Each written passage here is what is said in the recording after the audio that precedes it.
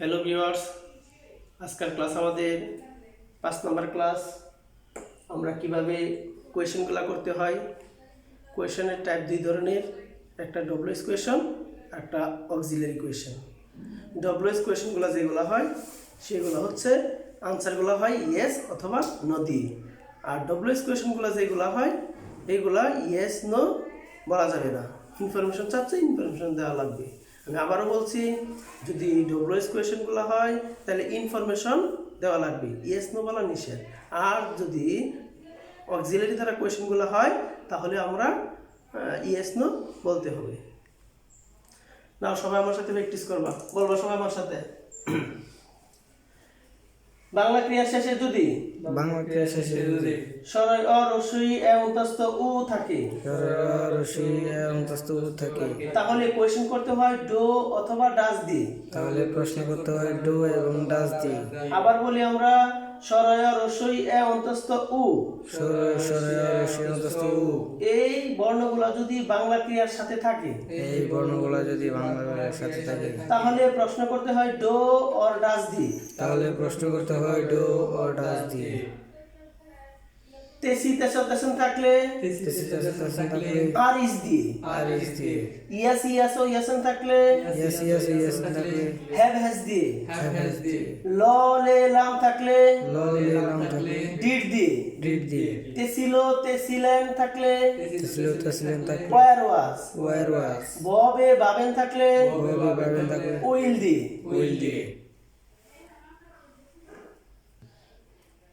যেমন আমরা উদাহরণ করতেছি, তুমি কি ভাত খাও, এখানে কি আছে? উ আছে। বাংলা ক্রিয়া শেষে উ আছে। তারপরে তুমি কি যাও, উ আছে। তুমি কি পড়ো, এই পড়ার ভিতরে অ্যালফাবেট সরয় অ আছে। এই যে পড়ার ভিতরে সরয় অ আছে। তুমি কি রান্না করো, এই র এর ভিতরে কি আছে? অ আছে।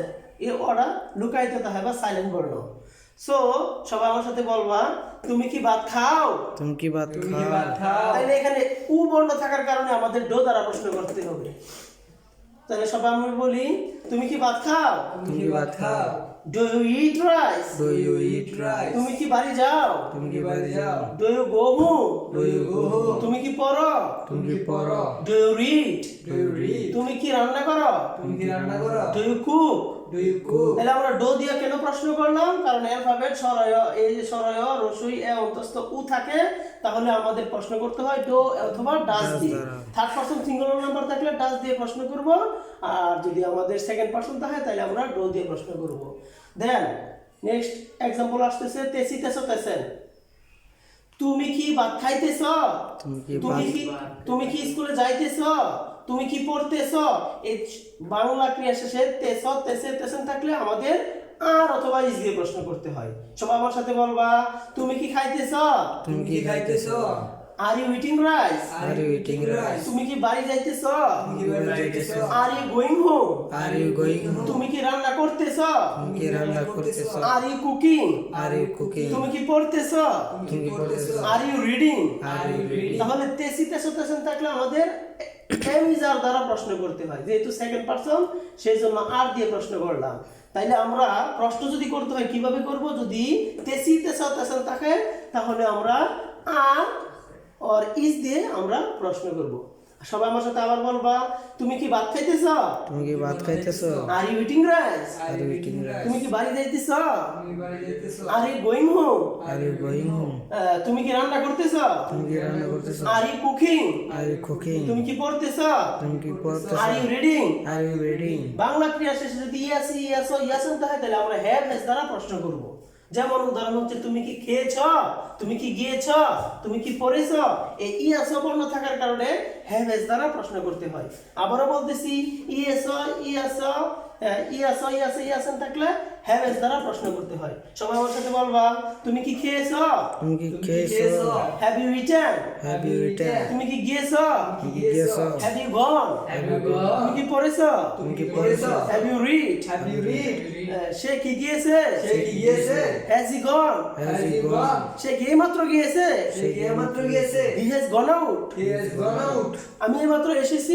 আই হ্যাভ খাম, আমি মাত্র এসেছি। I have come. এটার প্রশ্ন করতে হলো হ্যাভ আই কাম, আমি কি মাত্র এসেছি।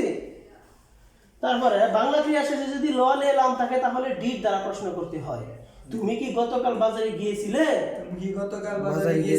Did you go to market yesterday?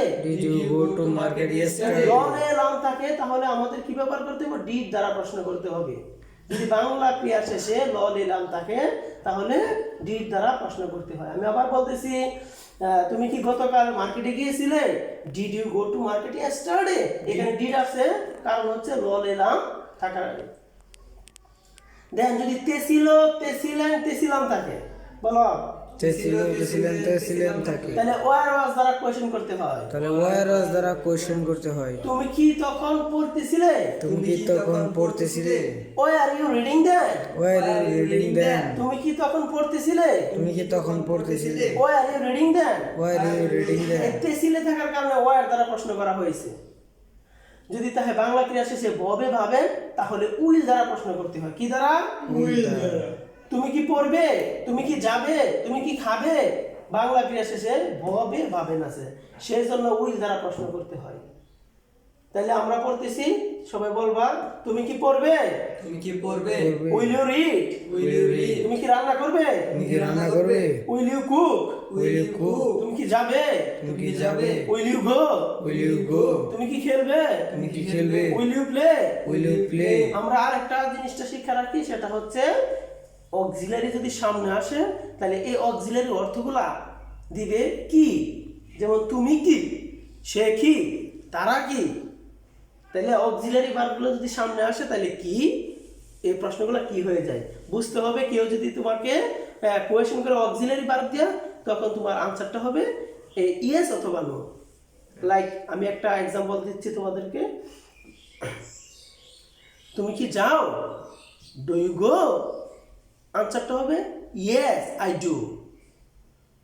তুমি কি খেলতে পারো? Can you play? উত্তরটা হবে ইয়েস আই ক্যান। তুমি কি আমাকে সাহায্য করবে?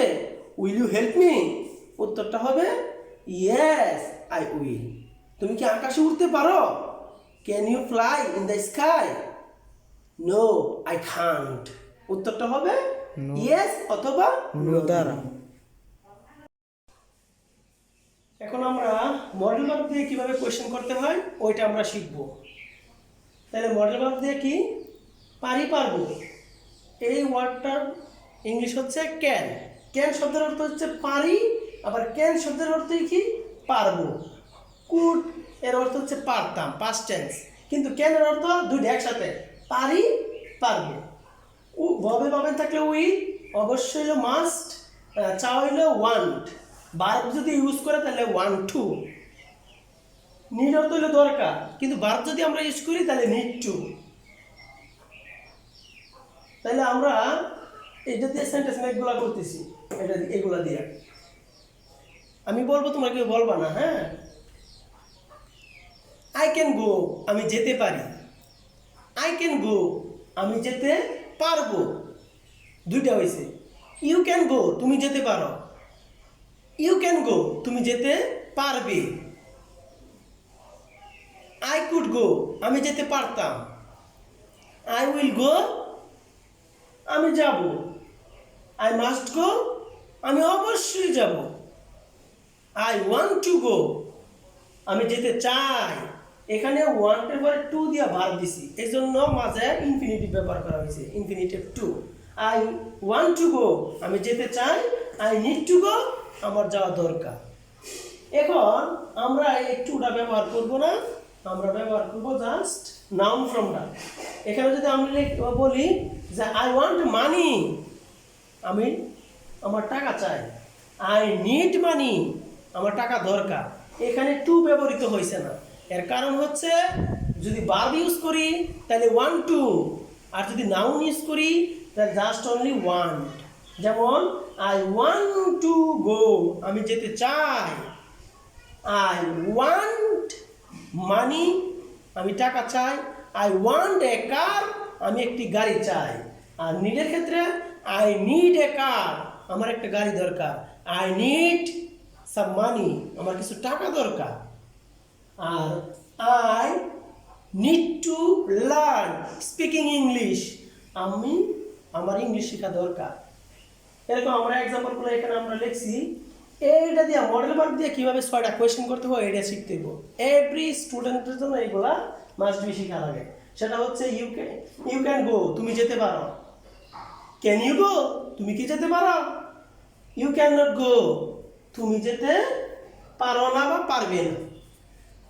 ইউ ক্যান্ট গো, তুমি যেতে পারবে না। অথবা ইউ কান্ট গো, তুমি যেতে পারো না। কান্ট ইউ গো, তুমি কি যেতে পারো না? হোয়াই ক্যান ইউ গো, কেন তুমি যেতে পারো না? Why can't you go. Pause করো। হোয়াই ক্যান ইউ গো, কেন তুমি যেতে পারো? হোয়াই কান্ট ইউ গো, কেন তুমি যেতে পারো না? ইউ উইল গো, তুমি যাবে। উইল ইউ গো, তুমি কি যাবে? ইউ উইল নট গো, তুমি যাবে না। উইল নট ইউ গো, তুমি কি যাবে না? হোয়াই উইল ইউ গো, কেন তুমি যাবে? Why will not you go, কেন তুমি যাবে না? ইউ কুড গো, তুমি যেতে পারতে। কুড ইউ গো, তুমি কি যেতে পারতে? ইউ কুডন্ট গো, তুমি যেতে পারতে না। কুডন্ট ইউ গো, তুমি কি যেতে পারতে না? Why couldn't you go, sorry, why could you go, কেন তুমি যেতে পারতে? হোয়াই কুডন্ট ইউ গো, কেন তুমি যেতে পারতে না? তাহলে আমাদের এই মডেল ভার্ব দিয়ে কিভাবে কোয়েশ্চেন করতে হয়, হ্যাঁ, কিভাবে সেন্টেন্স মেক করতে হয় এটা আমরা শিখলাম। এরকমভাবে আমরা যদি বলি ওয়ান্ট দিয়ে বলি, আই ওয়ান্ট টু গো, আমি যেতে চাই। Do I want to go, আমি কি যেতে চাই? I don't want to go, আমি যেতে চাই না। Don't I want to go, আমি কি যেতে চাই না। Why do I want to go, কেন আমি যেতে চাই। Why don't I want to go, কেন আমি যেতে চাই না। এরকমভাবে আমরা সবগুলো সেন্টেন্সই মেক করতে পারবো। তাহলে অক্সিলারি ভার্ব যদি সামনে আসে আর মডেল ভার্ব যদি সামনে আসে তখন এর অর্থটা প্রশ্ন বোঝায়। তাহলে প্রশ্ন করতে হয় দুই ধরনের শিখলাম, একটা হলো ডবল কোয়েশন, একটা হলো অক্সিলারি কোয়েশন। অক্সিলারি ভার্ব সামনে আসলে কি হয়ে যায়? প্রশ্ন হয়ে যায়। এগুলো আমাদের মেথডটা শিখতে হবে কীভাবে কি কোয়েশনগুলো করতে হয়। এই কোয়েশনগুলো শিখতে পারলে আমরা স্পিকিংগুলো অলরেডি কভার হয়ে যাবে। সো আশা রাখি আমার ক্লাসটা আলহামদুলিল্লাহ তোমরা সবাই বুঝতে পারছো।